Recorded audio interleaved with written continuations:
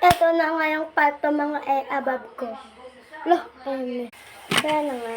Ay, sa-slice natin ito. Ayun. Yan. Perfect slice. Perfect slice naman talaga. So, ito.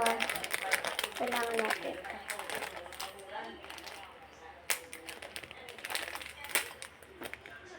Sandali lang, bubuksan ko lang. So, ano nga, kumuha na lang ako ng ganito. Nalagay ko dito yung Milo.